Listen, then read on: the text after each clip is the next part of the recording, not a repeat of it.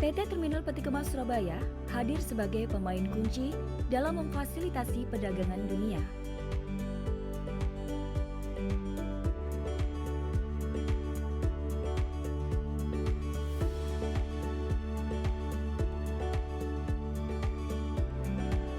Kami memberi layanan sebagai pintu gerbang perekonomian dunia.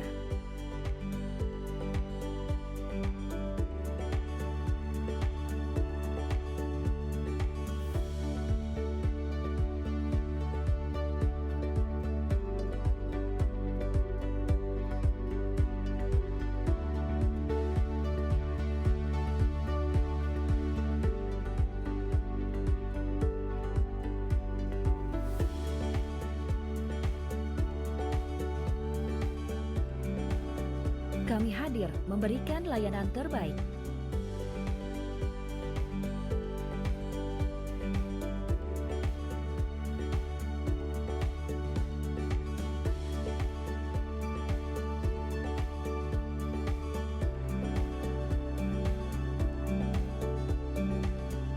Kami memberikan layanan dengan penuh dedikasi dan komitmen.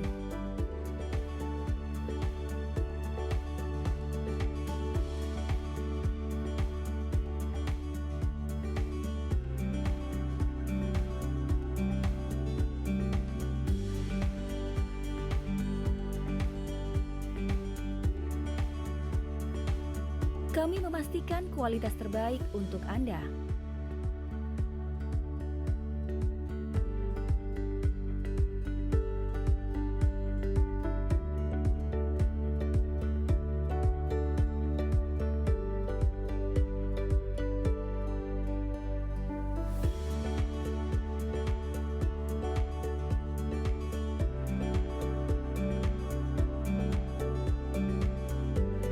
Teknologi informasi dimanfaatkan untuk mempermudah akses terhadap layanan, pemesanan layanan jasa, pembayaran, tracking peti kemas dapat dilakukan dimanapun dan kapanpun.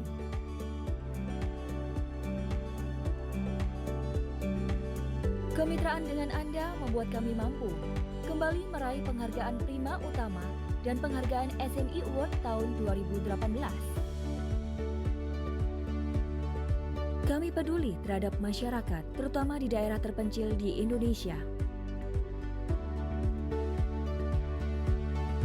Kami memberi dukungan terhadap yang memerlukan, termasuk korban bencana alam.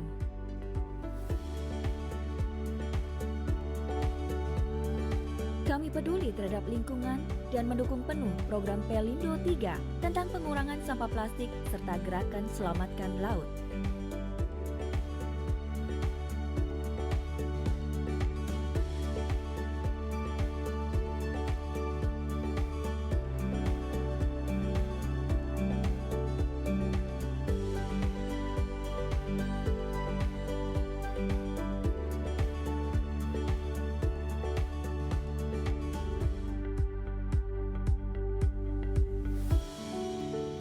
Terminal Peti Kemas Surabaya, reliable terminal with service excellence.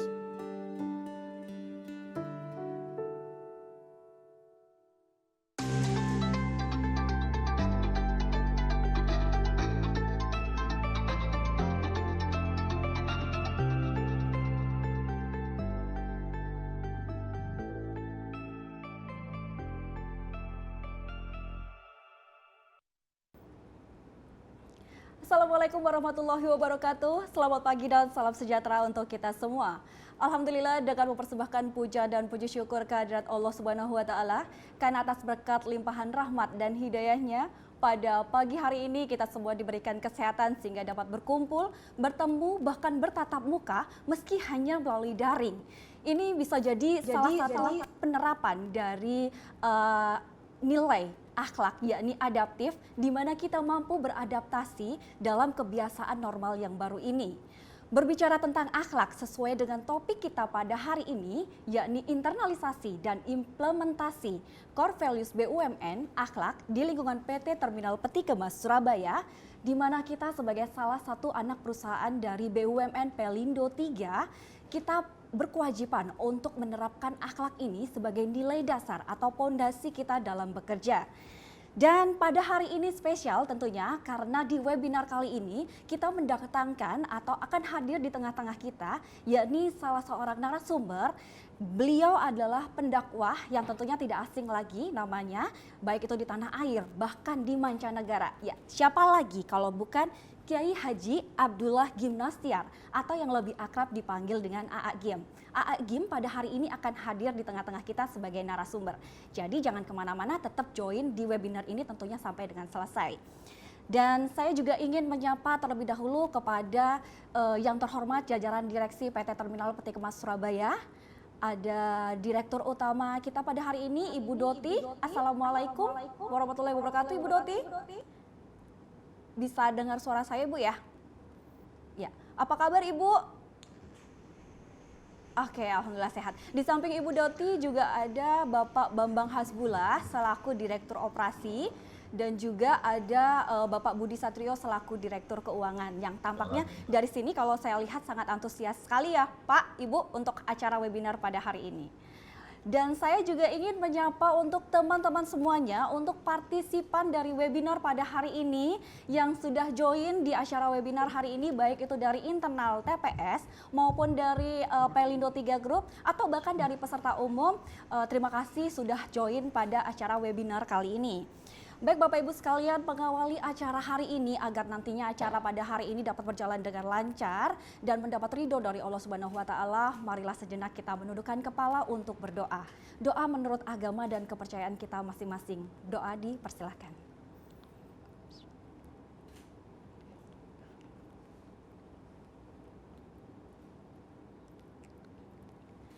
Berdoa selesai. Selanjutnya untuk menumbuhkan rasa jiwa nasionalisme kita sebagai warga negara Indonesia yang baik, mari kita bersama-sama menyanyikan lagu Indonesia Raya. Untuk itu kepada para hadirin kami mohon untuk dapat berdiri.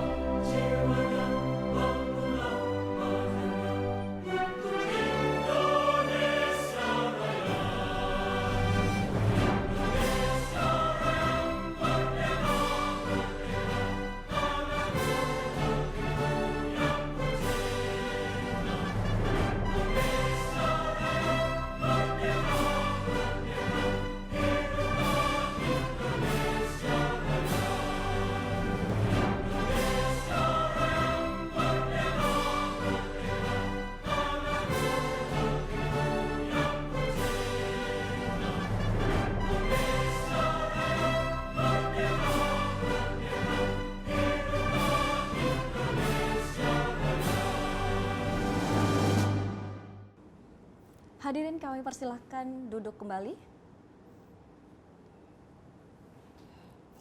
Baik Bapak Ibu sekalian, acara hari ini merupakan salah satu perwujudan dari implementasi akhlak. Seperti yang kita ketahui bahwa akhlak sendiri terdiri atas beberapa nilai, yaitu A. Amanah, K. Kompeten, H. Harmonis, L. Loyal, dan A. Adaptif, serta K. Kolaboratif. Di mana komitmen ini sendiri telah digaungkan oleh Kementerian BUMN. Dalam hal ini adalah Bapak Erick Thohir selaku Menteri BUMN, tepatnya pada tanggal 1 Juli 2020 yang lalu. Dan hal ini sebagai nilai yang mempersatukan setiap insan BUMN dalam membentuk perilaku kerja yang selaras serta berkinerja lebih baik.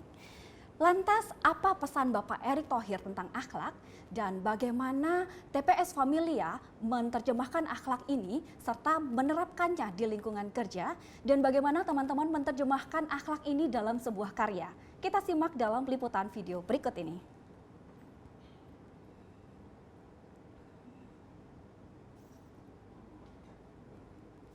Sambil menunggu mungkin prosesnya.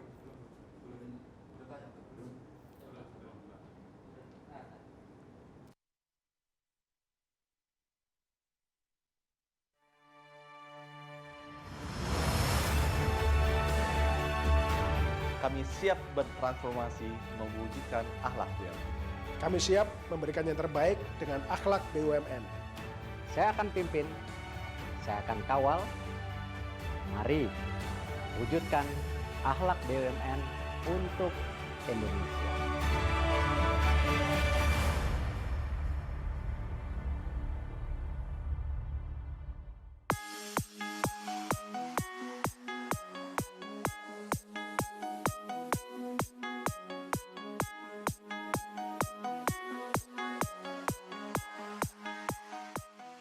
Sudah dari aplikasi Zoom dan share beberapa grup.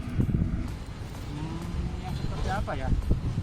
Yang ada akhlak itulah, yang ada amanah.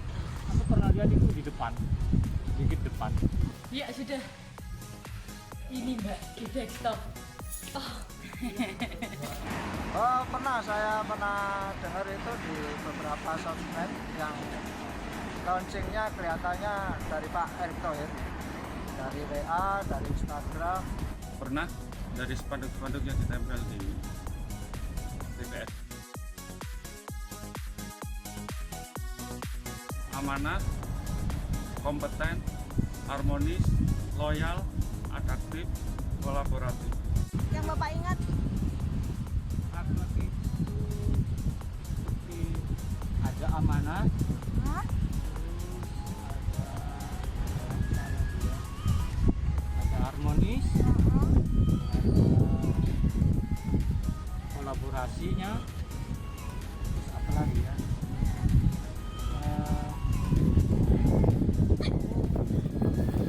Itu ya. Ya. Akhlak itu kepanjangan dari A-nya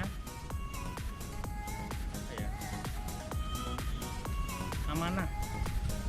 Kemudian K-nya kompeten, H-nya harmonis, L-nya loyal, A-nya adaptif, dan terakhir K-nya kolaboratif. Akhlak itu yang saya ingat adalah amanah.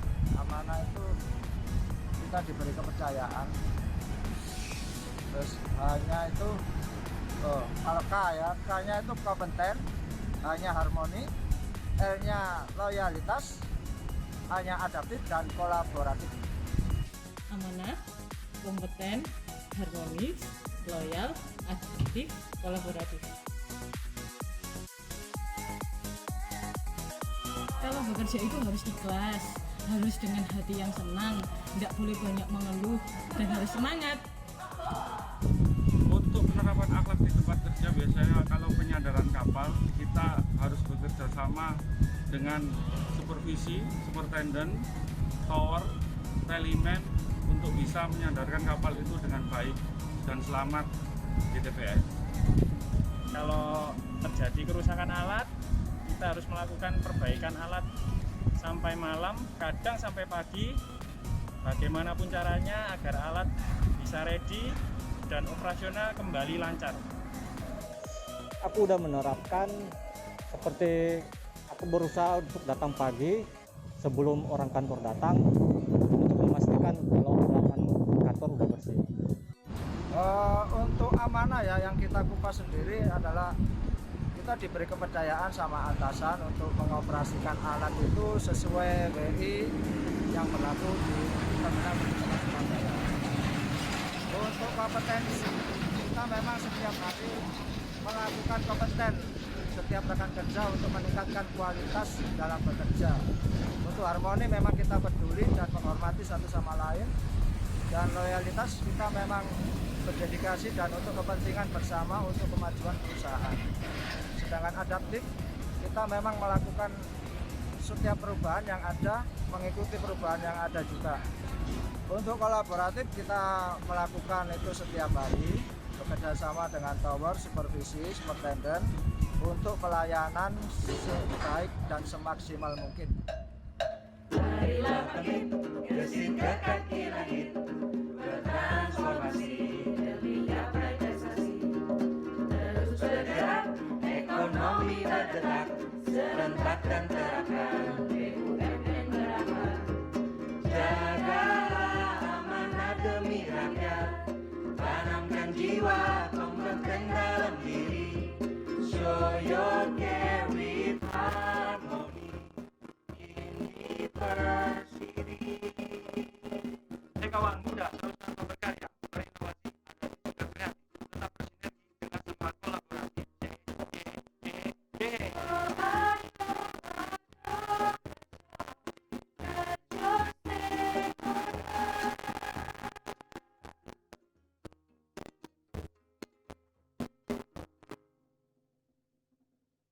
Sekalian, itu tadi telah kita ikuti bersama, kita simak bersama pesan yang disampaikan oleh Bapak Erick Thohir, serta bagaimana pendapat dari TPS Familia terhadap akhlak ini dan bagaimana mengimplementasikannya di tempat kerja. Sebelum kita masuk pada sesi inti kita pada hari ini, yakni sesi akhlak bareng AA Giem, terlebih dahulu marilah kita simak sambutan yang akan disampaikan oleh Direktur Utama PT Terminal Peti Kemas Surabaya. Untuk itu kepada Ibu Doti kami persilakan.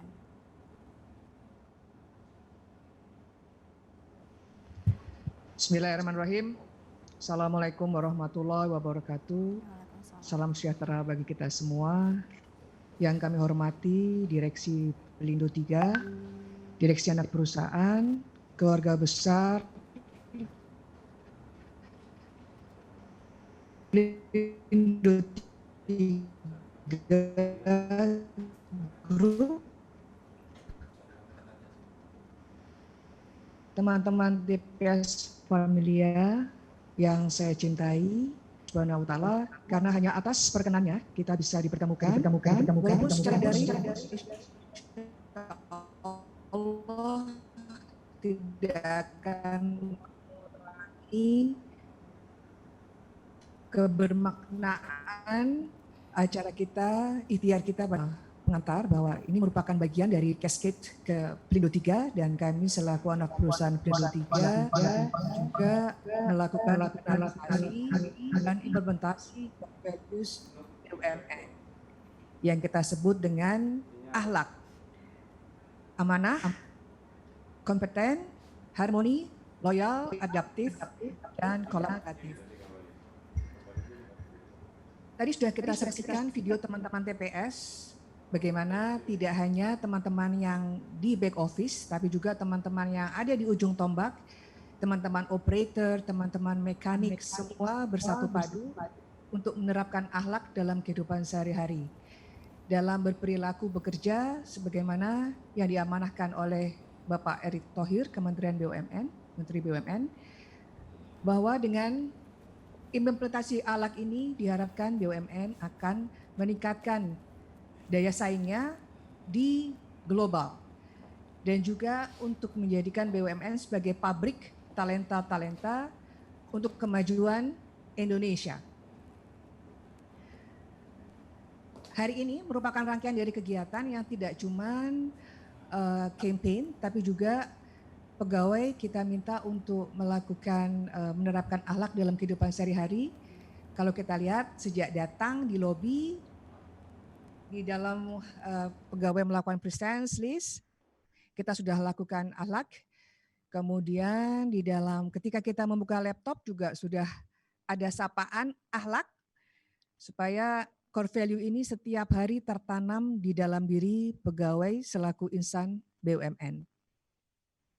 Harapan ke depan adalah marilah kita bersama-sama semua tidak hanya membangun tapi menegakkan optimisme bersama-sama, apalagi kondisi challenging seperti pandemik saat ini, supaya magnitudo akhlak ini dapat berlaku semakin luas dan dapat ditanamkan juga semakin dalam, semakin diresapi oleh kita sebagai insan BUMN.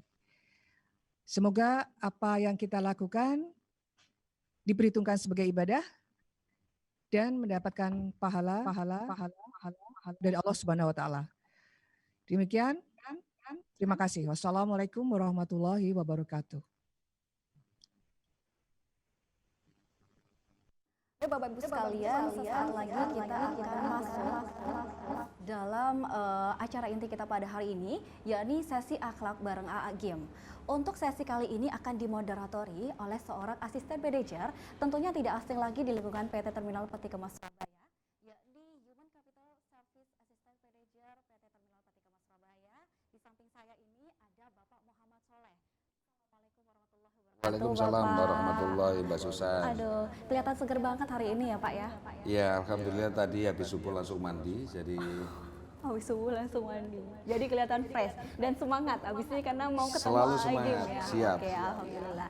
Ya, sekilas saya akan membacakan tentang Pak Soleh. Sekilas tentang Pak Soleh, yakni nama lengkap Bapak Muhammad Soleh. Masih tetap ya Pak, belum ganti-ganti Masih. namanya. Oke. Terus akrab dipanggil Pak Soleh. Mengawali karir di TPS sejak tahun 2005 sebagai tax expert. Betul. Tax expert ini seperti apa ya Pak? Semacam bidang keilmuan yang khusus tentang perpajakan. Oh, berarti ahli pajak ya. Saya berhadapan dengan ahli pajak ini pada hari ini. Kemudian 8 tahun berkiprah di bidang kehumasan. Habis dari pajak kemudian pindah langsung ke humas. Gimana? Bapak ada background humas juga berarti ya? Sebenarnya humas itu adalah satu profesi ya natural ya, istilahnya oke. naturalnya seperti 8 itu. tahun tapi Pak ya, 8 cukup tahun. lama. Oke. Kemudian pada awal Juni 2020 dipercaya untuk mengembangkan jabatan sebagai Human Capital Service Assistant Manager ya Pak ya? Betul. Oke, baik.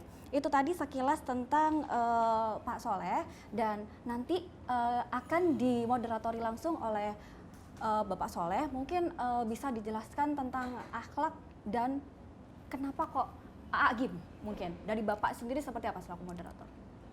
Terima kasih Mbak Susan. Sebelumnya mungkin saya ingin menyampaikan bahwa hikmah dari pandemi ini salah satunya adalah tampilan dari Mbak Susan ini. Bagaimana? Sejak adanya pandemi ini Mbak Susan sudah berhijab dan ini alhamdulillahirobbilalamin. Alhamdulillah. Padahal dulu masih di pangku-pangku, masih berkepang dua sama Mbak Eri itu kan. Oh itu susah zaman kecil Pak, susah boneka zaman- itu oh, Pak. boneka. Saya kira sama sekarang sudah bisa ketahui, sudah bisa menjadi MC kan begitu. Ini adalah satu berkah yang luar biasa buat Mbak Amin, Susan. amin. Kenapa mesti AA Gym yang kita hadirkan pada acara pagi hari ini? Karena kita sudah lama sekali tidak mendengar petua-petua atau wejangan-wejangan khas dari seorang AA Gym. Oh, Beliau adalah dai kondang yang sudah dikenal seantero Indonesia, ya betul. khususnya di kalangan umat Islam, dan beliau selalu konsisten untuk memberikan satu bimbingan tuntunan kepada umat Islam yang ada di Indonesia. Dan pada kesempatan ini kita kolaborasikan tema core value BUMN dengan menghadirkan AA Gym ini adalah satu bentuk kolaboratif tema dan penceramah. Dan kita sangat berharap nantinya para partisipan yang hadir atau yang sudah join pada webinar kali ini bisa menyimak dan sekaligus nanti apabila ada pertanyaan-pertanyaan bisa disampaikan dan nanti kami akan menyampaikan langsung kepada beliau AA Gym. Iya, mungkin sambil kita menunggu untuk AA Gym join di Zoom meeting kali ini, bisa dijelaskan Pak nanti teknisnya seperti apa untuk pertanyaannya dan durasinya berapa lama, monggo. Untuk sesi ceramah agamanya sendiri nanti akan disampaikan oleh beliau AA Gym dalam waktu kurang lebih 30 menit.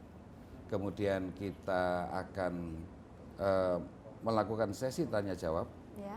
Dan nantinya sesi tanya jawab ini akan kami pandu dan akan langsung kami sampaikan kepada AA Gym untuk bisa dijawab secara langsung sehingga nanti penanya bisa mendengarkan sendiri bagaimana penjelasan dan tuntunan dari AAGIM. Oke, baik. Gimana? Sudah ada gabung AAGIM-nya? Oke, belum ada. Baik Pak, untuk AAGIM sendiri profilnya tadi sudah dijelaskan Pak mungkin? Beliau adalah pengasuh pesantren Darut Tauhid Kota Bandung. Beliau ya secara profilnya mungkin merupakan satu penceramah yang mempunyai tutur bahasa yang khas Kota Bandung. Yeah. Dan kemudian beliau juga seringkali mengisi acara-acara di televisi, acara-acara yang berhubungan dengan ceramah-ceramah agama. Dan yang paling sering beliau tampil adalah pada waktu bulan Ramadan. Itu biasanya beliau itu tampil setiap hari. Mudah-mudahan dengan hadirnya beliau pada acara ini bisa mengobati kerinduan kita Ya, tentang betul. sosok AAGIM. Ya, betul sekali. Sambil nunggu AAGIM join bareng kita Pak, mungkin Bapak bisa menjelaskan sedikit tentang akhlak di lingkungan TPS sendiri sebagai Bapak ini sebagai Human Capital Service Assistant Manager ya, khususnya yang menangani untuk bidang SDM. Seperti apa sendiri penerapan akhlak itu di lingkungan TPS Pak? Di dalam implementasi kerja di lingkungan PT Terminal Peti Kemas Surabaya, transformasi budaya kerja kita ke dalam core value BUMN ini sebenarnya transisinya adalah transisi yang sangat-sangat halus dan sangat mudah diadaptasi oleh seluruh pegawai PT Terminal Peti Kemas Surabaya. Karena sebelum core value akhlak ini di launching oleh Kementerian BUMN, seluruh pegawai PT Terminal Peti Kemas Surabaya ini sudah mempunyai satu orientasi yaitu customer satisfaction. Ya, sehingga seluruh layanan kita adalah mengutamakan layanan kepada pengguna jasa. Iya betul. Dan sebenarnya akhlak ini sendiri pun sebenarnya sudah diajarkan sejak kita kecil ya Pak ya. Betul Dan sekali. sekarang kita terapkan untuk di lingkungan kerja kita. Dan sepertinya sudah mulai join AAGIM. Untuk itu waktu dan tempat kami persilahkan. Oh, oke. Iya, terima kasih. Itu. Silakan Bapak untuk sesi AAGIM saya serahkan langsung untuk Bapak Soleh sebagai moderator. Assalamualaikum, AA. Waalaikumsalam. Ganti kudanya dong. Kami sami ulujeng enjing. Kumaha daerah Mang? Alhamdulillah. Alhamdulillah. Salam sehat, A. Sami-sami beres-beres. Suaranya bergema. Bagaimana semua? Silakan ikut menyimak. Moderator.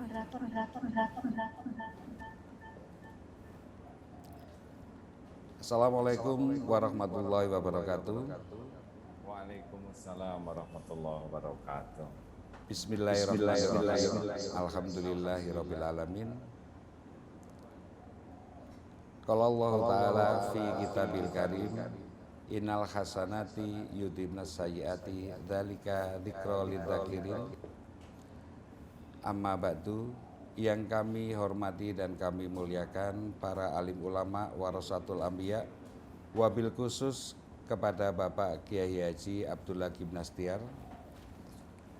Yang kami hormati Board of Director PT Terminal Peti Kemas Surabaya, dalam hal ini Ibu Doti selaku Presiden Direktur, Bapak Budi Satria selaku Finance Director, dan Bapak Bambang Hasbullah selaku Operation Director. Sebagai puncak acara kegiatan internalisasi dan implementasi core value BUMN yaitu akhlak di lingkungan PT Terminal Peti Kemas Surabaya, sesaat lagi kita akan mendengarkan dan mengikuti tausiah ceramah agama Islam yang akan disampaikan oleh Bapak Kiai Haji Abdul Hakim Nastiar. Beliau adalah pengasuh Pesantren Darut Tauhid Kota Bandung yang nanti akan menyampaikan tausiah dalam waktu kurang lebih 30 menit. Beliau akan mengupas bagaimana implementasi amanah, kompeten, harmonis, loyal, adaptif, dan kolaboratif dalam perspektif ajaran Islam, sehingga nanti menjadi pencerahan dan wawasan bagi kita semua di dalam bekerja di lingkungan PT Terminal Peti Kemas Surabaya. Untuk itu kami mohon kepada seluruh partisipan yang telah bergabung dalam webinar kali ini, apabila ada pertanyaan yang ingin disampaikan silakan menggunakan menu chatting. Nanti selesai sesi ceramah agama akan kami sampaikan kepada Bapak Kiai Haji Abdul Hakim Nastiar. Untuk itu kepada seluruh hadirin wal hadirat Bapak Ibu yang berbahagia, marilah kita siapkan perhatian dan perasaan kita untuk bisa mencerap mutiara-mutiara hikmah yang akan disampaikan oleh Bapak Kiai Haji Abdul Hakim Nastiar. Kepada beliau, Bapak Kiai Haji Abdul Hakim Nastiar, kami persilakan. Terima kasih. Assalamualaikum warahmatullahi wabarakatuh. Waalaikumsalam warahmatullahi wabarakatuh. Alhamdulillahirabbil alamin. Allahumma shalli ala Muhammadin wa ala alihi wa ashabihi ajmain. Semoga Allah yang Maha menyaksikan, Maha mendengar dan mengatur pertemuan ini terjadi, mengaruniakan kepada kita semua akhlakul karimah.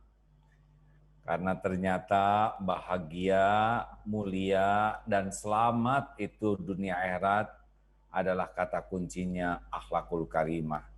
Terima kasih kepada para pimpinan, direksi, sahabat-sahabat sekalian, khususnya para ulama. Ketika Rasulullah suatu saat ditanya, mengapa Nabi Muhammad diutus ke bumi? Jawaban beliau ringkas sekali. Innama bu'itstu liutammima makarimal akhlak. Sesungguhnya hamba diutus ke bumi hanyalah untuk menyempurnakan kemuliaan akhlak. Jadi dari jerih payahnya bersimbah air mata, bersimbah keringat, bahkan bersimbah darah. Manusia ini memiliki akhlak yang sempurna. Karena semua masalah itu pasti awalnya dari akhlak. Ingin tahu siapa orang Islam yang paling bagus Islamnya? Mudah sekali, lihatlah akhlaknya. Karena pemahaman tentang keislaman seseorang itu pasti ujungnya akhlaknya baik. Walaupun bicara Islam banyak, tapi kalau akhlaknya belum baik, berarti belum paham tentang Islam. Karena bukti keislaman seseorang itu akhlakul karimah. Seperti halnya Nabi yang paling paham dan paling mulia akhlaknya. Siapa yang ibadahnya paling bagus, buktinya adalah akhlak. Jadi jangan hanya dilihat waktu sholatnya saja, tidak cukup. Itu memang penting, baik. Tetapi bukti dari ibadah yang benar adalah akhlaknya menjadi baik. Contoh ya, inna sholata tanha anil fahsya'i wal munkar. Sesungguhnya sholat itu mencegah dari perbuatan keji dan mungkar. Artinya yang mencelakakan diri dan mencelakakan orang lain. Jadi kalau ada orang sholatnya seperti bagus, tapi dia zolim kepada dirinya, zolim kepada yang lain, berarti sholatnya belum benar. Bukti dari keimanan seseorang bukan hanya masalah ucapan dan sikap, tetapi buktinya adalah akhlakul karimah. Makin yakin kepada Allah, makin ikhlas, makin yakin kepada Allah, makin syukur, makin yakin, makin sabar, dan makin terpelihara. Dimanapun dia berada, dia tidak mau berbuat maksiat, karena yakin Allah Maha melihat, karena yakin tidak ada yang tersembunyi dari tatapan Allah. Pendek kata, orang yang paling bagus imannya, itu akhlaknya yang paling baik. Oleh karena itu senang sekali ketika diskusi dengan Pak Erik. Pak Erik ini waktu pulang dari Amerika dulu pernah ketemu ya, karena sama-sama mengurus di Republika.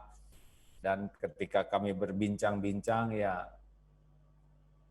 kunci dari semua adalah akhlak. Dan alhamdulillah ternyata sekarang di BUMN akhlak ini menjadi sesuatu yang motonya atau sesuatu pedomannya ya. Apa itu akhlak? Akhlak itu secara sederhana respon spontan. Jadi kalau sedang duduk begini sebetulnya tidak kelihatan akhlak yang asli. Semuanya sedang stel soleh, stel soleha.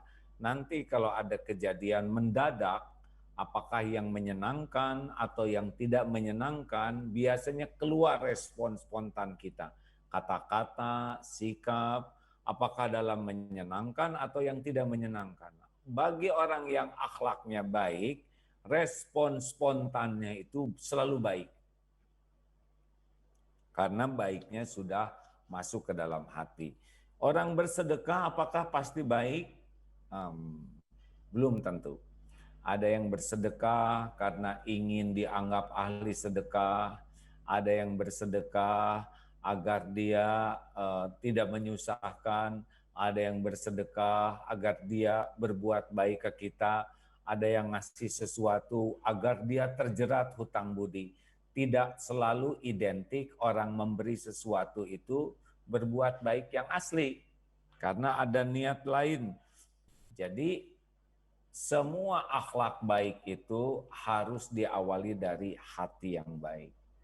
Ala inna fil jasad mudghah idza saluhat saluhal jasadu kullu wa idza fasadat fasadal jasadu kullu ala wahyal qalbu.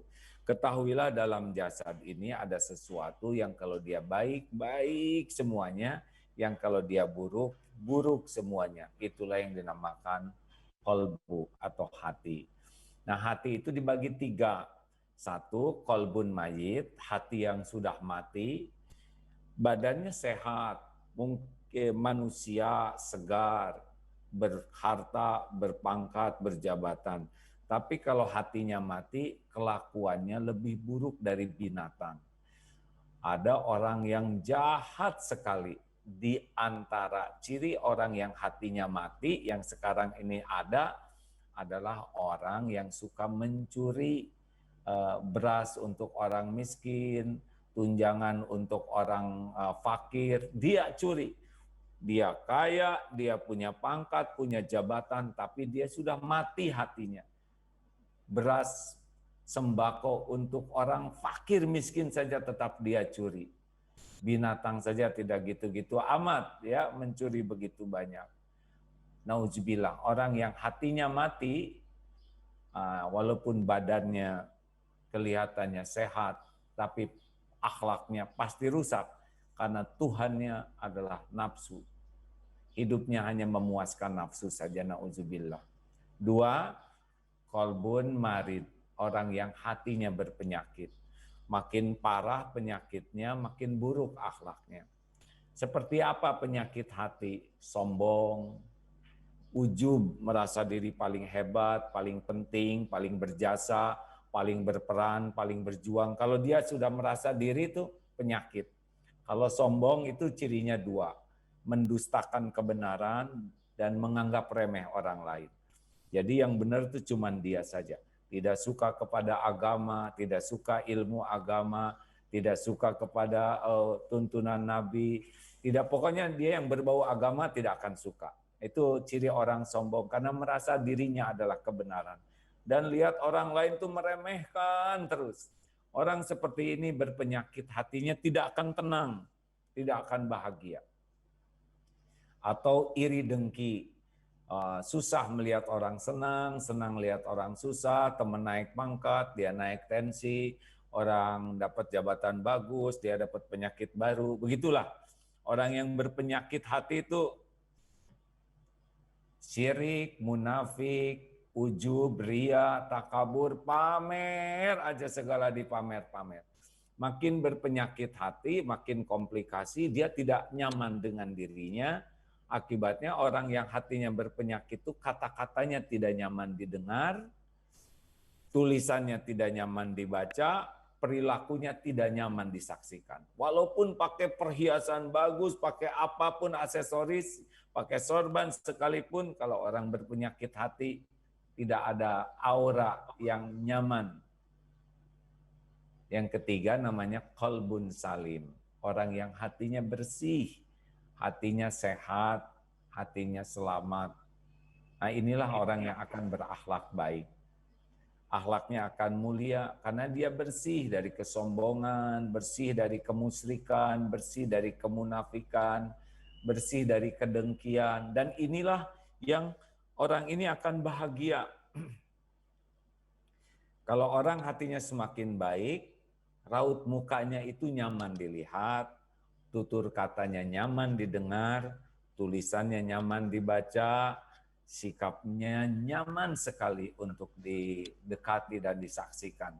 Karena aura yang memancar dari kebersihan hati itu akan memancar pada diri seseorang. Gentaknya itu akan terus dirasakan. Nah, Bapak Ibu yang baik, jadi kalau kita merindukan keluarga yang berakhlak baik, merindukan perusahaan berakhlak baik, wajib bagi kita dan berusaha keras untuk menata hatinya. Nah, sayangnya tidak banyak orang yang belajar tentang hati, potensinya, kebaikannya, keburukannya, dan tidak banyak orang yang sangat gigih untuk membersihkan hati. Banyak orang ingin punya rumah yang lapang, tapi sedikit yang ingin punya hati yang lapang. Banyak orang yang ingin kaya harta, tapi sedikit yang ingin kaya hatinya. Banyak orang yang ingin indah penampilannya, tapi sedikit orang yang ingin indah hatinya. Padahal kunci daripada kebahagiaan, kemuliaan, keselamatan dunia akhirat tergantung hati. Halo? Masih menyimak ini? Saya cuman sendirian bicara nih. Ada teman kah? Masih menyimak. Masih? Lanjut, ini boleh sedikit lagi? Silakan, ada aturan. Ya, baik. Jadi, bagaimana nih hati yang baik? Lihat seperti perahu, ya. Perahu di lautan itu atau di atas air melaju, nyaman. Kata kuncinya airnya tidak masuk ke dalam perahu. Tapi kalau air sudah masuk ke perahu, apa karena bocor berbagai hal, pasti perahu jadi berat. Dan lebih parah lagi kalau air sudah memenuhi perahu. Perahu akan tenggelam. Nah, begitulah duniawi. Orang yang hatinya akan baik, duniawi ini tidak memenuhi hatinya. Walaupun dia memiliki dunia, harta, gelar, pangkat, jabatan, tapi itu di tangan saja, tidak sampai di hati. Tidak membuat sombong, tidak membuat ujub. Tapi kalau duniawi, harta, gelar, pangkat, jabatan, kedudukan, popularitas sudah mulai masuk ke dalam hati, apalagi memenuhi hati, kandaslah dia. Berat dalam hidupnya. Dan rusaklah akhlaknya. Belajar dari tukang parkir. Tukang parkir banyak mobil, tidak pernah sombong. Walaupun banyak mobilnya, walaupun ganti-ganti. Mengapa? Dan diambil sampai habis, tukang parkir tidak akan sakit hati. Kenapa? Karena merasa semua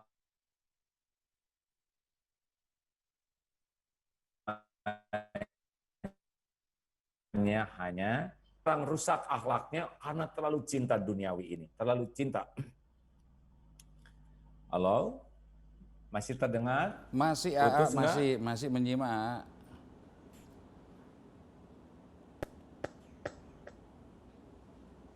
Bisa dijawab? Nah, kenapa di kantor ada yang ada akhlaknya, atau di rumah atau di lingkungan? Penyebab pertamanya adalah terlalu cinta duniawi ini. Kalau harta, gelar, pangkat, jabatan, kedudukan, popularitas, penghormatan, pujian udah memenuhi hati kita, cenderung disinilah akhlaknya akan menjadi turun. Lihatlah orang-orang yang ditangkap, orang-orang itu karena dunia ini menguasai hatinya, menjadi merasa hebat. Padahal kan dunia ini cuma titipan. Apa sih yang mau disombongkan oleh kita? Asalnya kita ini setetes mani. Dulunya tuh setetes mani saja ketemu dengan sel telur. akhirnya diri kita pun menjadi bangkai yang menjijikan, bau, busuk. Akhirnya begitu. Sekarang pun kita ini kemana-mana membawa kotoran di tubuh kita ini. Kenapa kita dihargai orang lain? Bukan karena jabatan. Kita dihargai orang lain karena Allah masih menutupi aib, dosa, maksiat, kejelekan, dan kekurangan kita. Itulah yang membuat orang masih mau menghargai kita. Dan kalau Allah buka siapa diri kita yang sesungguhnya, lihatlah itu. Yang ditangkap, yang dibeberkan di mass media, sedikit saja itu aibnya dibuka, hancur. Setinggi apapun jabatannya, hancur. Yang sekarang kemarin dihormati, dibuka aib, langsung dihina. Yang tadinya berada di rumah, langsung masuk penjara dalam keadaan terhina. Itu sedikit aib dibuka. Apa yang bisa membuat kita sombong? Petantang-petenteng, itu hanya menunjukkan kebodohan. Kalau kita sombong berarti kita bodoh, tidak mengenal siapa Tuhannya yang maha hebat, tidak mengenal siapa dirinya, tidak mengenal arti kehidupan mulia. Kalau sombong tuh orang yang bodoh, orang yang sombong juga berarti dia itu orang yang tidak jujur melihat dirinya sendiri. Seperti yang kentutnya bau, tapi dia merasa wangi, padahal bau. Aslinya kita ini kan hanya manusia biasa yang ditutupi aib dan dosa, lalu Allah memberikan casing dalam bentuk rupa, pangkat, jabatan, kedudukan, popularitas. Dan kalau Allah mau membuka diri kita, hancur diri kita ini. Oleh karena itu, duniawi ini jangan sampai membuat kita jadi sombong, ujub, merasa hebat. Enggak lah. Kalau Allah mau dikasih COVID juga sudah selesai kita ini. Ya kan? Buktinya sekarang kita kemana-mana cemas hanya oleh virus yang tidak kelihatan. Nah itulah salah satu ilustrasi betapa kalau kita tidak mengenal Allah, maka dunia inilah yang menjadi sandaran. Seperti apa sih cirinya cinta dunia itu? Kepikiran duniawi saja, ya. Tiap dari bangun, siang, malam ngobrol hanya itu, tidak ingat kepada pemiliknya. Lalu bagaimana kita tidak boleh punya dunia? Oh enggak, dunia ini tempat kita sekarang. Jadi orang berakhlak kurang baik itu karena kebanyakan mikir, kurang zikir. Harusnya tiap mikir jadi zikir. Ingat COVID, ya Allah sekarang sedang COVID. Ya Rob, ini ujian datang darimu, ujian ini pun hilang dengan pertolonganmu. Semua makhluk termasuk virus adalah makhluk ciptaanmu, tidak bisa memberikan mudarat tanpa izinmu. Saya tidak akan bisa mati kecuali ditakdirkan dicabut nyawa oleh malaikat atas perintahmu. Ya Allah, jadikan adanya COVID ini membuat hamba semakin dekat denganmu, semakin gigih berlindung padamu, semakin patuh padamu, semakin manfaat untuk makhlukmu. Nah, pikiran ke COVID, hati ke Allah, jadi tenang. Bagaimana tentang mutasi di kantor? Ya Allah, Engkaulah yang menakdirkan setiap orang. Qulillahumma malikal mulk, tu'til mulka man tasya wa tanzi'ul mulka kekuasaan, ambil jabatan dari siapa yang Kau kehendaki, Engkau muliakan siapa yang Kau kehendaki, Engkau hinakan siapa yang Kau kehendaki. Di dalam genggaman-Mu lah segala kebajikan, Engkau maha kuasa atas segala-galanya. Ya Allah, sekiranya pangkat jabatan ini baik untuk saya, untuk orang lain, untuk dunia akhirat saya, silahkan titipkan kalau saya mampu, ya Allah. Tapi sekiranya jabatan ini menjadi fitnah bagi dunia akhirat saya, juga membawa kemudaratan, jangan pernah biarkan saya mengemban jabatan itu. Zikir, tidak ada emosional. Kalau suatu saat musim mutasi, rileks saja. Karena dia tahu dia minta yang terbaik. Wah bagaimana nih sedang COVID. Penghasilan jadi berkurang, nggak apa-apa. Waktu rezeki kan Allah yang bagi, ada kalanya dibuka, ada kalanya ditahan, ada kalanya diambil. Semuanya ada waktu-waktunya. Tapi saya penghasilan jadi nggak banyak, kan ada tabungan. Ini saatnya mantap namanya, makan tabungan. Tabungan itu disiapkan untuk bisa kita pakai dalam situasi sulit ini. Tenang aja pakai tabungan. Mau apa punya tabungan kalau nggak dipakai, ya kan? Wah, tabungan saya sudah habis, berarti saatnya manset, makan aset, ya. Alhamdulillah, nggak apa-apa, jual motor, jual mobil, jual HP, nikmati saja. Karena memang aset juga rezeki yang Allah titipkan, yang harusnya kita gunakan. Jadi jangan berat hati ini terhadap dunia. Bagaimana dengan karir teman saya? Oh, semua ada takdirnya masing-masing, tidak usah iri dan dengki, ya. Jangankan satu kantor, satu keluarga saja, beda-beda takdirnya. Padahal ibu bapaknya sama, rezekinya beda, posturnya beda, hobinya beda, karakternya beda. Padahal ibu bapaknya sama, apalagi sekantor, ya. Jadi nggak ada dengki-dengkian. Makanya kalau ingin akhlaknya baik sesuai dengan yang dicanangkan, harus diawali dengan hati yang bersih, bersih dari tengil namanya. Tengil itu bersih dari T-nya takabur, petantang, petenteng, sombong, itu nggak boleh ada. Solusinya adalah tawadu, rendah hati, senang mendapat nasihat, senang mendapat saran, senang mendapat kritikan, hormat ke siapapun, senang. Nah ini nih sehat nih, dia akan bisa mengamalkan akhlak lainnya. T-nya takabur, solusinya tawadu, E-nya tengil itu egois. Akhlak yang baik itu adalah senang berbagi. Maka disebut khairun nas anfa'uhum linnas. Sebaik-baik manusia adalah manusia yang paling banyak manfaat. Ibadah bagus tapi pelit, nggak bagus nih. Karena bukti dari ibadah yang bagus itu adalah kedermawanan, senang berbagi, senang menolong. Orang kaya tapi jarang sedekah, hina. Orang rezekinya dikit tapi senang sedekah, mulia. Karena derajat orang bukan dari apa yang dia miliki, tapi dari apa yang bisa dia beri. Jadi jangan kagum sama orang kaya, nggak ada apa-apanya itu. Dia baru nungguin aja. Kagum itu kepada orang yang senang sedekah, senang menolong. 3, N, Nora, tengil, T-nya takabur, E-nya egois, N-nya Nora.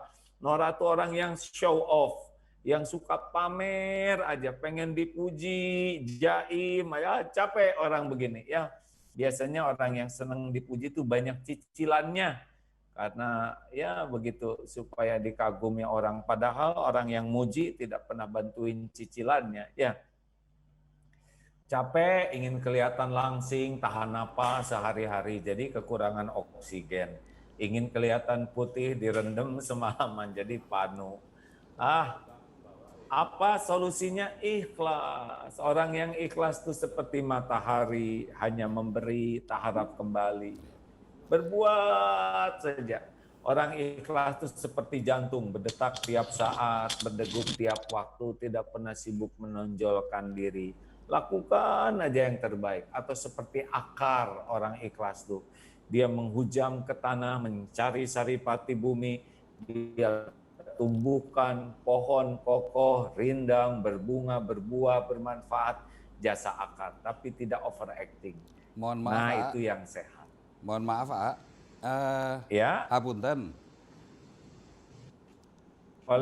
Mohon dijelaskan bagaimana mengimplementasikan amanah, kompeten, harmonis, loyal, adaptif, dan kolaboratif pada saat kami ini melakukan pekerjaan atau melaksanakan tugas sebagai pegawai PT Terminal Petikmas Surabaya yang nanti akan memudahkan kami dalam melakukan internalisasi atau melakukan koordinasi dengan sesama pegawai di PT TPS. Mangga, ya. Aturanan. Terima kasih ya. Ini baca di sini amanah, kompeten, harmonis, loyal, adaptif. Menurut yang saya pahami, itu akan mudah sekali kalau hatinya baik. Kenapa orang tidak amanah? Ya karena dia tadi tuh egois. Kenapa dia tidak kompeten? Karena dia sombong. Orang yang sombong tidak akan bisa kerja dengan baik. Karena hanya sibuk saja memikirkan dirinya, kelihatan hebat. Jadi dia tidak akan mau belajar, tidak bisa mengembangkan diri. Kenapa tidak harmonis? Karena dengki. Coba kalau tadi selesai ya, tangil itu akan terjawab mungkin ini ya. Kenapa orang tidak bisa harmonis? Karena dia dengki, dia iri sama yang lain. Kenapa dia tidak loyal? Karena dia egois, hanya mementingkan dirinya sendiri. Kenapa dia tidak adaptif dan tidak mau kolaboratif? Jadi saya udah baca ini ya, udah agak lama. Kalau dilihat ini tuh adalah hasil dari orang yang berusaha keras membersihkan hatinya. Semakin hatinya bersih, tidak sombong, tadi ya, tidak takabur, tidak egois, tidak norak, galak tuh G-nya tuh galak. Kalau boleh diselesaikan ini, halo? Mangga, diaturanan, mangga. Ya, tadi itu penyakit hati, ya. Jadi maksud begini, jelaskan dulu sumber akhlak itu apa yang menyebab akhlak nggak baik.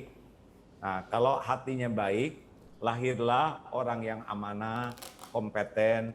Karena semua perilaku ini adalah perilaku dari orang yang bisa membersihkan hatinya. Nah, penyakit hati itu diantaranya takabur, egois, norak, kemudian galak, emosional, iri dengki, dan L-nya licik. Nah, kalau itu bisa kita latih, tahu penyakitnya, kita jujur melihat penyakit diri kita, dan kita latih memperbaiki diri, insya Allah buahnya adalah karena teori apapun kalau tidak dibarengi dengan kegigihan sulit. Karena di perusahaan kami ada tiap tahun itu melatih 22 sampai 23 ribu dari berbagai perusahaan. Mau simulasi outbound seperti apapun, kalau hatinya memang tidak ada upaya dibersihkan, tetap tidak begitu produktif. Tapi hasil penelitian, kalau setiap orang tuh ditugasi untuk terus evaluasi diri dan memperbaiki hatinya sendiri, itu terjadi kolaborasi, terjadinya sinergi. Demikianlah berdasarkan penelitian dan pengalaman kami, yang namanya orang bisa berbuat bagus dalam satu lingkungan harus diawali oleh individu-individu yang senang sekali mengevaluasi diri dan bermujahadah melatih diri menghilangkan penyakit, diantaranya tengil tadi, menghilangkan penyakit ketakaburan, egois, kemudian tengil, norak, kehidupan yang selalu ingin menonjolkan diri demi dipuji, lalu G-nya galak, emosional terus. Nah, ini harus segera disadari karena ini kontraproduktif. Lalu iri dengki, tidak suka lihat orang lain berprestasi, itu ada keinginan menjatuhkan, dan licik itu ya, orang yang tidak jujur. Nah, itulah kurang lebih penyakit hati yang kalau kita bisa sadari ada pada diri kita dan kita obati, hasilnya mudah-mudahan akhlak yang tertulis tadi akan lebih mudah diwujudkan. Begitu tuh Kang. Hatur nuhun Agim yang telah menyampaikan tuntunan implementasi akhlak di lingkungan PT Terminal Peti Kemas Surabaya. Sesaat lagi kita akan memasuki sesi tanya jawab. Mungkin ada partisipan atau Bapak Ibu sekalian yang ingin menyampaikan pertanyaan bisa menggunakan menu chat dan nanti akan kami sampaikan kepada Agim. Ya, silahkan. Nah, sekarang kita ke yang lebih menjurus kepada yang ada di kantor ya. Tadi sengaja sampaikan strukturnya begitu, supaya kita bisa mengatasinya secara terstruktur juga. Ini ada satu pertanyaan dari teman kami, dari Kang Yoyo Aperindo. Bagaimana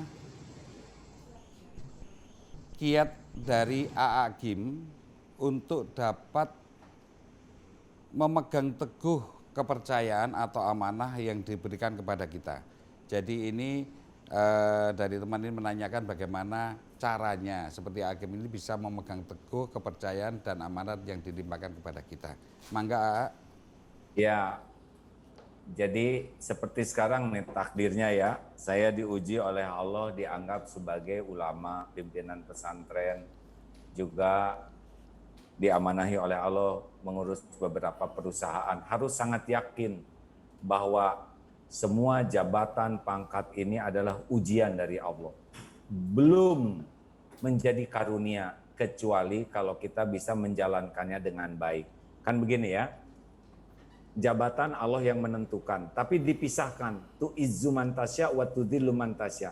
Allah beri kemuliaan kalau amanah, tapi Allah beri kehinaan kalau tidak amanah. Jadi semua yang ada sekarang ini, status sebagai ulama, kiai, ini adalah ujian. Kalau saya tidak tunaikan dengan baik, saya gagal jadi hina. Kalau saya tunaikan dengan baik, saya akan baru mulia. Jadi belum sekarang kemuliaannya tuh, bukan jabatannya yang membuat orang mulia tuh, tapi sikap terhadap jabatan. Jadi kita tidak boleh bangga dengan pangkat jabatan yang kita sandang sekarang, karena itu baru ujiannya, belum hasilnya. Kalau bisa dilaksanakan dengan baik, barulah. Makanya kalau dapat jabatan tuh jangan dulu syukuran, karena belum kerjanya, ya, belum memberikan yang terbaiknya. Nah bagi saya begitu, bahwa sekarang jabatan apapun yang saya disandang sekarang, ini adalah ujiannya. Saya harus bisa tunaikan, barulah kalau saya amanah, saya lulus. Jadi jangan pernah bangga dengan casing yang Allah berikan, karena itu belum menentukan nilai seseorang. Wah, jadi kayak ujian nih saya nih. Ya silahkan, teruskan. Jadi pada prinsipnya untuk memegang teguh kepercayaan ini adalah menganggap bahwa semuanya ini adalah ujian dari Allah Ta'ala, begitu ya? Ya. Oke. Baik, pertanyaan yang kedua.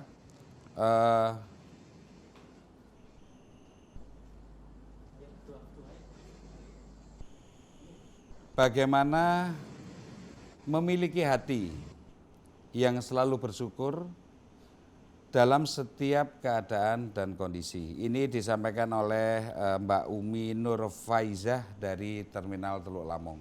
Mangga diaturanan. Jadi hidup ini hanya ada 4 kejadian. Saya udah tua sekarang, sudah mau 59 ini, udah rada lama di dunia ya, tinggal sedikit lagi. Hanya ada 4. 1, kita akan berbuat baik, karena bukan setan. Tapi berbuat baik tidak jamin bahagia, kecuali kalau hatinya penuh keikhlasan. Nggak ada ikhlas, nggak ada bahagia, walaupun berbuat baik. 2, kita pasti melakukan kesalahan karena bukan malaikat. Tapi kalau kita punya kuncinya, segera tobat, kita pun akan kembali menjadi bahagia dan mulia. Jadi yang jadi masalah itu jarang tobatnya. Nah 3, kita pasti dapat banyak karunia. Cuma karunia ini tidak bisa dinikmati kecuali dengan syukur. Jadi maaf aja, mau punya rumah, punya mobil bagus, punya tabungan, enggak ada bahagia di sana. Karena bahagia itu bukan pada pemberian Allahnya, bahagia itu pada syukurnya. Yang keempat, kita akan dapat sedikit ujian dalam hidup ini. Tapi ujian ini pun akan membuat kita bahagia kalau kita punya kunci keempat, yaitu sabar. Nah, makanya ibu bapak harus belajar tentang ilmu yang 4 ini. Ikhlas, tobat, syukur, sabar. Kalau enggak punya 4 ini, enggak ada cerita hidup bahagia. Nah, supaya syukur, Mbak, begini Mbak. Fokuslah kepada yang Allah berikan. Misalkan sakit gigi. Sakit gigi sabar atau syukur, Pak? Pak pembawa acara? Syukur. Hebat. Sakit gigi itu ya sabar, ya syukur. Untuk yang sakitnya sabar, yang tidak sakitnya syukur. Jadi banyak sabar, banyak syukur kalau sakit gigi. sambil cari obatnya ya, A, ya. Iya, harus cari obat itu bagian dari syukur, hadirin ya. Baik. Jadi, Selanjutnya, belum selesai nih Mas, silakan, sedikit silakan. lagi ya. Jadi misalkan kita hilang dompet, untuk dompet yang hilang kita sabar, tapi yang tidak hilangnya harus syukur. Celana tidak hilang, badan nggak diculik ya. Nah kita biasanya terlalu fokus kepada keinginan, kepada harapan, sampai lupa nikmat yang Allah berikan. Sabarnya ada, tapi syukurnya lebih banyak. Ya silakan. Luar biasa, A. Luar biasa sulit maksudnya, A. Dikala kehilangan harus bersabar dan bersyukur dalam waktu yang bersamaan. Ya mungkin perlu latihan ini, nanti latihannya bisa bertahun-tahun ini. Selanjutnya, Gini Mas, dulu. Gimana? Berat itu karena nggak punya target. Wah. Jadi kalau memang tidak pernah punya cita-cita jadi ahli ikhlas, ahli syukur, ahli sabar, pasti berat. Tapi kalau orang punya target, dia akan jadi ringan. Berapa banyak yang ingin jadi Kopassus, latihan berat jadi ringan karena ingin jadi. Nah, bagi kita semuanya berat karena memang tidak ada targetnya. Hatur nuhun, A. Ini pertanyaan yang ketiga. Ini pertanyaannya berhubungan dengan stres, A. Bagaimana solusi untuk mengatasi stres karena berbagai tekanan? Misalnya hutang yang banyak, tekanan dari atasan dan pekerjaan, omelan dari istri, masalah anak di rumah dan lain-lain. Ini kayaknya pertanyaan dari saya sendiri kayaknya nih. Mewakili saya dia kayaknya. Mangga, A, di aturanan. Pertanyaannya sekarang kira-kira A punya persoalan enggak? Ayo pembawa acara. Alhamdulillah ada persoalan, Nak. Selalu ada persoalan, Nak. Ya ini Banyakan mohon. mana? Panjenengan dengan saya kira-kira masalahnya. Kayaknya banyak saya, A. Ah. Banyak saya. Ya. Dengan Nabi banyakan mana? Banyak Nabi, A. Nah, Banyak jadi Nabi. semakin tinggi keimanan seseorang, ujiannya itu makin banyak. Tapi setiap ujian itu sudah diukur. Kenapa berat menghadapi ulangan? Karena nggak pernah belajar, nggak pernah berlatih. Bukan persoalannya yang membahayakan bagi kita tuh, tapi sikap terhadap persoalan yang membahayakan bagi kita tuh. Orang tidak lulus ujian itu bukan karena soal. Orang tidak lulus ujian karena dia salah jawabannya. Karena dia nggak mau belajar, nggak mau berlatih. Jadi kalau ada orang menderita tuh pasti bikinan sendiri. Karena semua ujian hidup ini sudah diukur. La yukallifullahu nafsan illa wus'aha. Terus bagaimana sekarang caranya? Nah caranya harus dekat dengan penguasa penentu segala-galanya, Allah Subhanahu wa taala. Allah yang ngebulak-balik hati istri, Allah yang membuka pintu rezeki. Kalau kita dekatin Allah dengan ibadah yang bagus, akhlak yang bagus, tidak ada yang susah. Istri yang bawel terus misalkan ya, nanti dibuat hatinya jadi lebih kesengsrem sama suami, gampang bagi Allah. Ini hutang susah dibayar, Allah balikan nanti orang yang mau bayar zakat ketemu dengan kita. Nih saya punya zakat, nih manfaat, gampang sekali bagi Allah tuh. Situasi menjadi berat karena jauh dari Allah. Terima kasih, Hakim. Ini pertanyaan yang keempat ini. Bagaimana tips untuk bisa sukses dalam menghadapi perubahan yang terjadi? Silakan dijelaskan. Oh, perubahan itu suatu kemestian. Takdir Allah tuh semuanya berubah, ya. Orang yang menderita itu adalah justru orang yang tidak menyukai perubahan. Karena perubahan itu adalah bagian daripada yang harus kita jalani dan nikmati. Ini kan ada orang yang takut jadi tua. Jadi dia menderita tiap tambah umur tuh. Harusnya menjadi tua tuh bagian yang dinikmati, ya. Kita akan beruban, kulit akan keriput, kemudian nah bagi orang yang takut akan perubahan, dia menderita tuh makin tua tuh. Seperti menjelang pensiun ya, ada yang cemas sekali mau pensiun. Padahal pensiun cuma sebuah episode ya, harusnya dinikmati. Alhamdulillah sebentar lagi saya pensiun, punya babak baru. Makanya orang-orang yang stres itu adalah orang yang alergi kepada perubahan. Harusnya kita menikmati setiap episode hidup ini. Makanya kuncinya adalah harus tahu ilmunya. Kenapa orang stres? Karena kurang iman. Kenapa kurang iman? Karena kurang ilmu. Ilmu agamanya kurang dan amalnya kurang.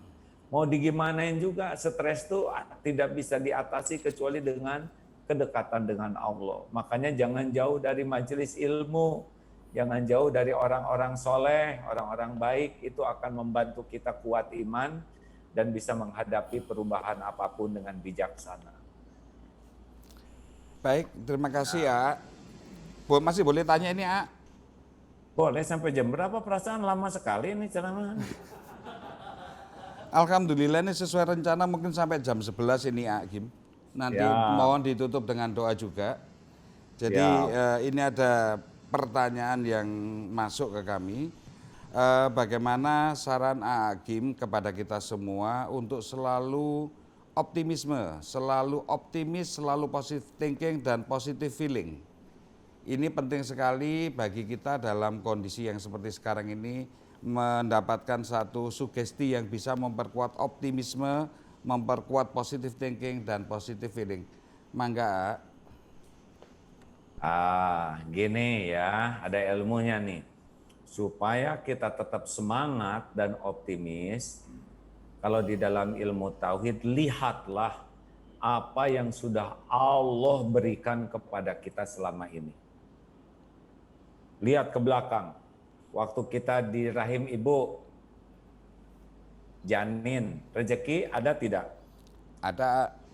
Cukup tidak? Cukup, A. Mana yang hebat?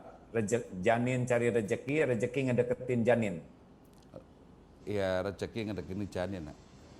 Alhamdulillah. 9 bulan beres. Benar? Padahal kita nggak bisa apa-apa, nggak tahu apa-apa. Keluar jadi bayi. Waktu bayi rezeki ada tidak? Ada, A. Cukup tidak? Cukup, A. Mana yang hebat? Bayi cari rezeki, rezeki ngedeketin bayi. Rezeki yang ngedeketin bayi, A. Iya, ibu langsung punya air susu, benar? Betul, A. Dari air susu jadi tenaga, jadi otot, jadi gigi, jadi rambut. Wah, tapi ada ibu-ibu yang tidak mengeluarkan air susu. Gimana tuh bayinya? Sapi mengeluarkan air susu, benar? Betul. Mana yang hebat? Bayi ngedeketin sapi, sapi ngedeketin bayi. Tolong jawab. Sapi yang ngedeketin bayi, ya. Mana ada sapi ngedeketin bayi? Bayi tak perlu sapinya, Mas. Bayi itu perlu air susunya. Bayinya di Selandia Baru. Sapinya di Selandia Baru. Bayinya di Jakarta. Datang demi Allah tuh. Ya kan? Jadilah segede gini kita ini. Pernahkah ada sehari 2 hari kita tidak makan? Tidak. Lihatlah. Kita ke meja makan berapa langkah? Tapi berapa ratus ribu langkah makanan menuju meja kita. Garam dari Madura datang ke meja. Ikan dari danau yang mana. Ayam dari peternakan mana. Sayuran, waduh, ngumpul di meja. Setiap hari itu seperti itu. Minum, kita tidak tahu mata airnya di mana. Tidak tahu cara mensterilkannya seperti apa. Bisa minum tiap hari. Nafas gratis. Apa yang kurang? Apa yang kurang coba? Yang kurang tuh cuma satu, kurang ajar kita tuh. Ya. Terus aja mikirin yang nggak ada, tuh syukurin yang ada. Ya lihat apa yang kurang selama ini. Ya alhamdulillah sama, saya juga dititipin anak 11, cucu 11, santri segitu ujiannya banyak, karyawan ribuan. Tapi tidak semuanya juga udah diukur oleh Allah ujian ini ya. Ini memang tidak mudah sekarang menggaji ribuan orang, tapi ya semua harus jalanin. Udah adalah rezeki mah. Kreatif terus ya. Kayak travel nih Pak. Sekarang kan travel tidak bisa umroh, tidak bisa haji. Alhamdulillah. Tapi kan ada database jamaah, jualan sepeda, ya nggak jualan madu. Alhamdulillah cukup. Pelatihan kita, nggak ada yang mau latihan dalam situasi begini ya. 22.000 bayangkan, kehilangan klien. Tapi dengan jualan telur, segala macam cukup. Dari rezeki Allah yang ngebagi. Makanya kita tuh bukan kekurangan rezeki, tapi kekurangan rasa syukur, kekurangan kreativitas, kekurangan semangat, itu yang jadi masalah. Semangat selama ini aja dicukupi, baru aja dites beberapa bulan dan itu pun masih ada, udah mengeluh terus. Ya, ayo mantap, mindset. Terima kasih A. Jawaban yang betul-betul menambah optimisme kita, yaitu kita harus tetap kreatif dalam situasi yang sangat sulit seperti ini. Ini ada pertanyaan berikutnya A.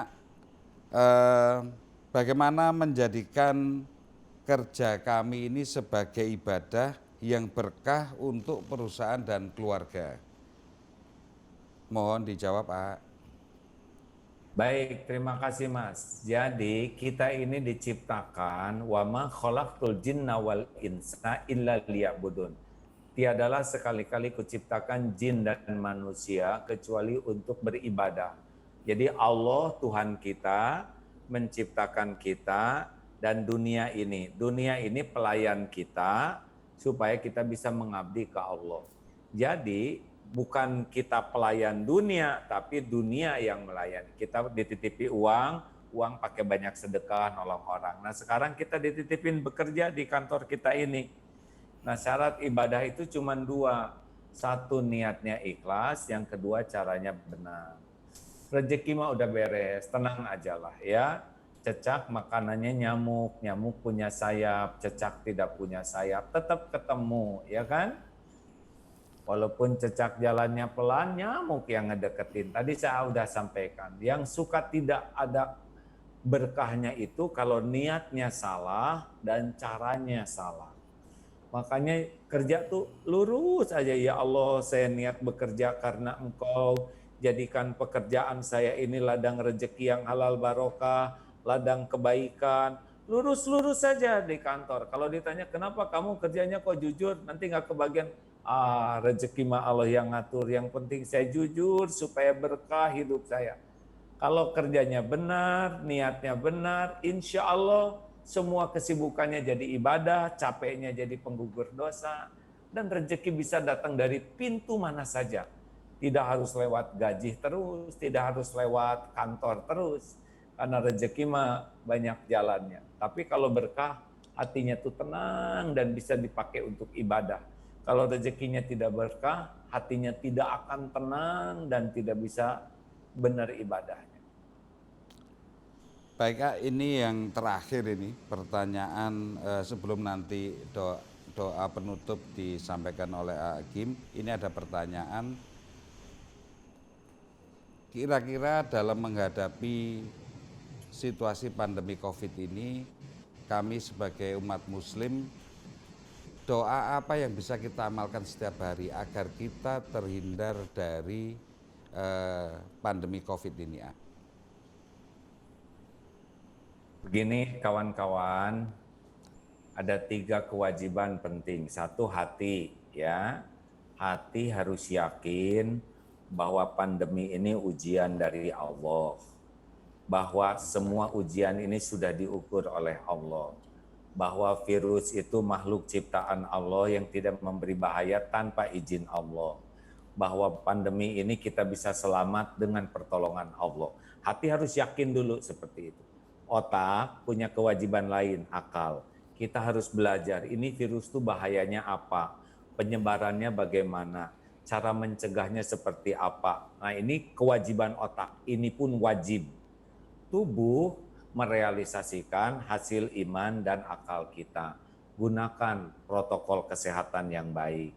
Disiplin, jangan menganggap ini hoax, jangan menganggap ini konspirasi, ini nyata ini ya. Disiplin pakai masker, disiplin cuci tangan, disiplin jaga jarak. Kalau ada di ruangan, sijadur, disiplin jaga sirkulasi, jaga jarak dan durasi, jangan kelamaan. Tapi ada juga kewajiban lain, yaitu disiplin, maksudnya protokol ibadah dan doa. Kenapa? Karena doa bisa mengubah dari satu takdir ke takdir lain. Yang harusnya takdirnya celaka, tapi kita doa, maka Allah ubah menjadi selamat. Doa itu bisa menjadi jalan berubahnya takdir dari satu takdir ke takdir lain. Contohnya, a'udzu bikalimatillahi tammah min syarri ma khalaq.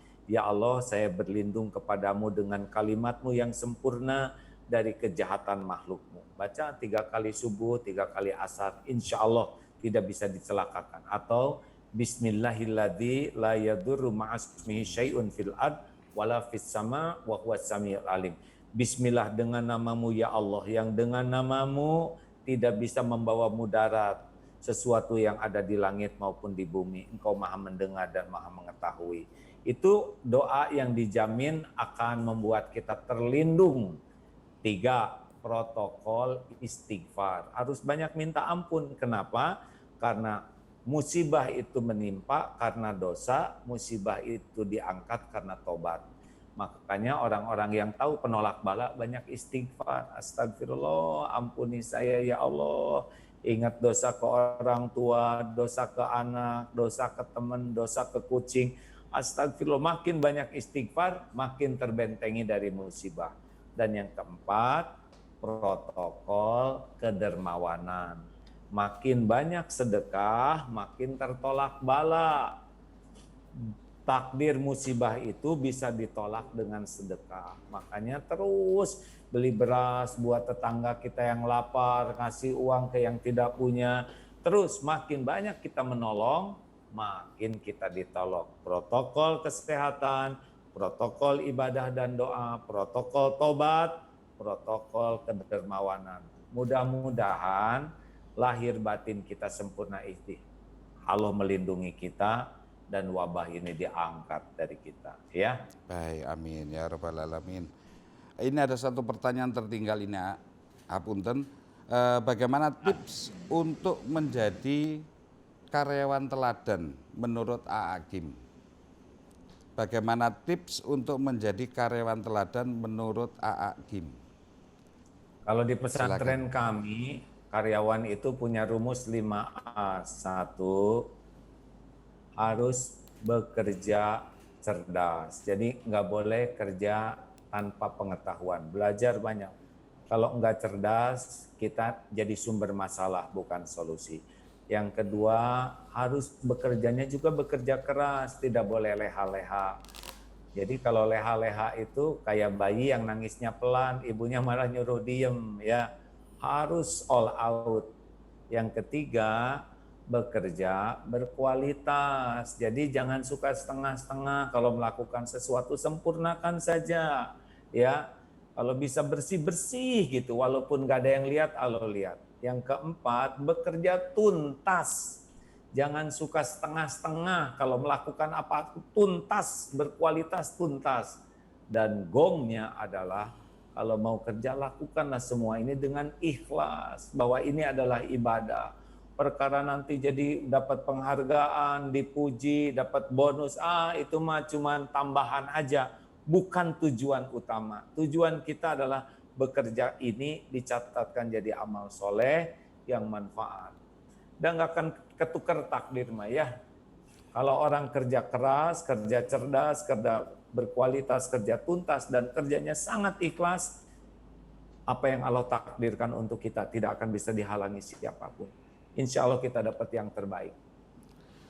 Hatur nuhun A'agim, mohon untuk memberikan doa penutup agar kegiatan pada pagi hari ini atau siang hari ini dari awal hingga akhir selalu mendapatkan ridho dari Allah Subhanahu wa taala.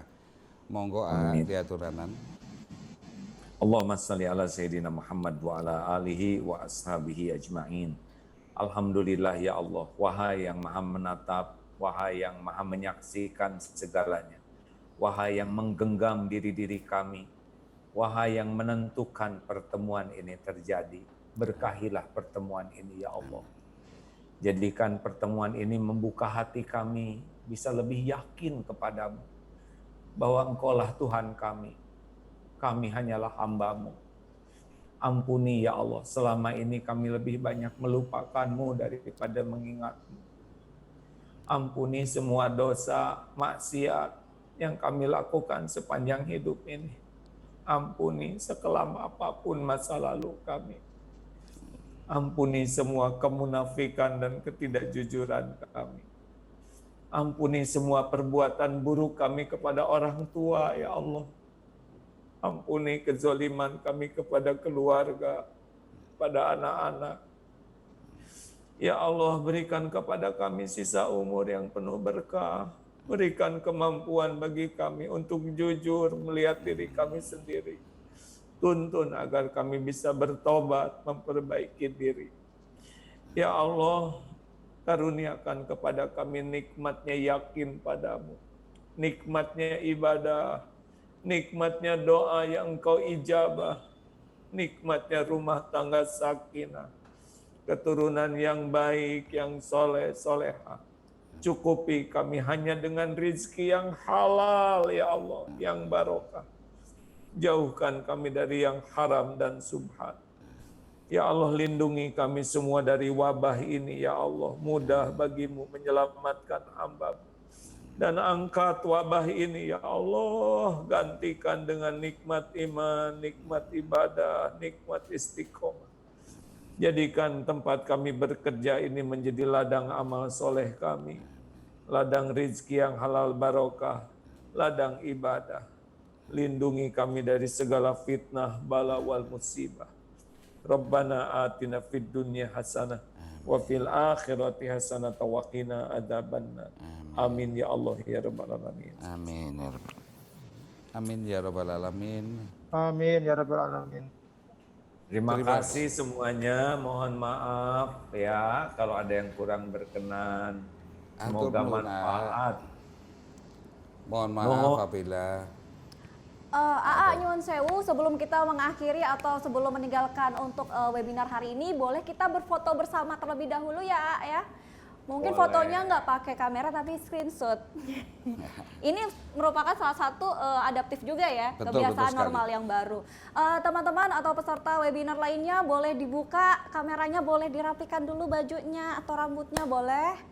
Ya, karena besok Idul Adha boleh kita samain aja gayanya ya. Gini ya, AA nyun sewu, boleh tangannya kita gini semua ya.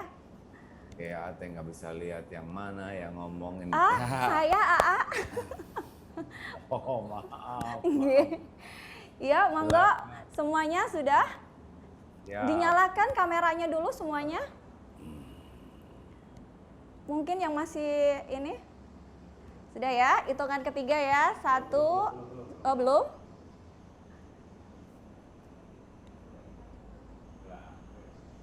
Oke. Sudah? Gimana? Sudah ya?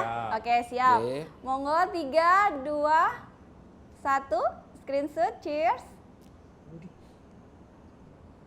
Udah ya? Terima Mas? kasih. Oke, Terima baik. kasih, Monggo, A. moderator ditutup. Terima kasih Agim Terima atas pencerahan, atas tuntunan dalam implementasi core value BUMN akhlak di lingkungan kerja PT Terminal Peti Kemas Surabaya. Saya pribadi mohon maaf apabila selama memandu acara internalisasi dan implementasi core value BUMN ini ada tutur kata atau sikap yang kurang berkenan. Untuk selanjutnya saya sebagai moderator akan mengakhiri dengan ucapan wabillahi taufiq wal hidayah, wassalamualaikum warahmatullahi wabarakatuh. Selanjutnya kami persilakan kepada Mbak Susan. Ya, baik. Terima kasih, itu tadi telah kita ikuti bersama webinar internalisasi dan implementasi akhlak di lingkungan PT Terminal Peti Kemas Surabaya bareng AA Gim. Terima kasih juga Pak Soleh selaku moderator dan juga AA Gim sudah join pada webinar hari ini. Pesan dari kami, yakni mari bersama-sama kita tanamkan akhlak dalam diri dan mewujudkannya dalam tindakan nyata demi BUMN yang berakhlak. Kami atas nama panitia yang bertugas mohon undur diri. Tak lupa kami mengucapkan selamat Hari Raya menjelang Hari Raya Idul Adha 1441 Hijriah. Akhir kata, wassalamualaikum warahmatullahi wabarakatuh.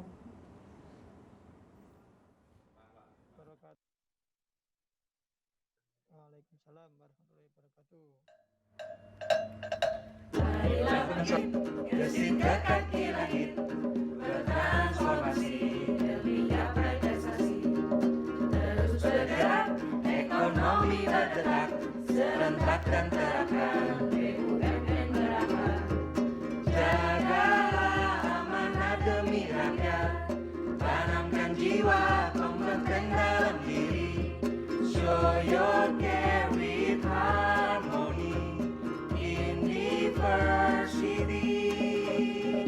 Hey kawan muda, teruskan kau berkarya, berinovasi, adaptif juga kreatif, tetap bersinergi dengan semangat kolaboratif. Ayo bodoh